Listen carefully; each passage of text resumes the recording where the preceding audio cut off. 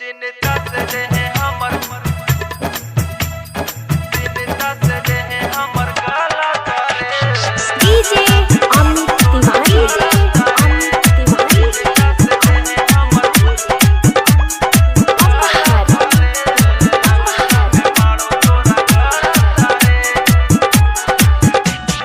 लगन में हो जाई शादी जाके ससुरा वो हमके भुला दिए जान। असल लगन में हो जाई शादी जाके ससुरा वो हमके भुला दी। तो के भूल नहीं पाइब जाने भले मर जाइब, तू के भूल नहीं पाइब जाने भले मर जाइब। बात मनवा में चला तारे हो चिंता से रहे हमर गला तारे, अंगना में मारो तोरा गड़ा तारे। हो चिंता से रहे हमर गला तारे, अंगना में मारो तोरा गड़ा तारे। डीजे अमित तिवारी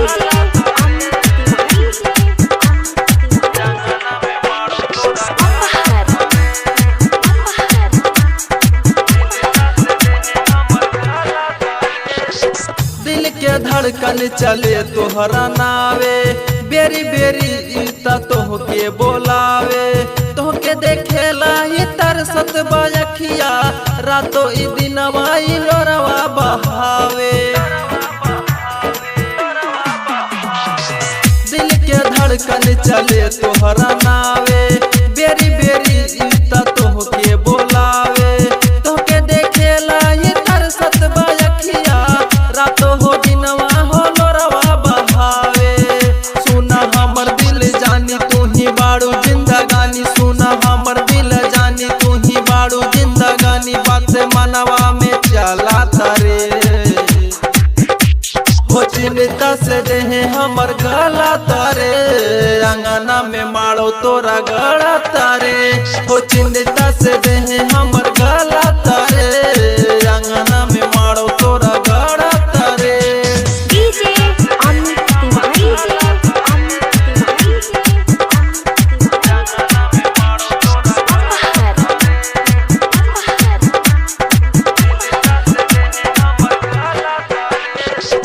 जवन चाहा तू हमके सजादा, लेके जहर अपना हाथ से खियादा।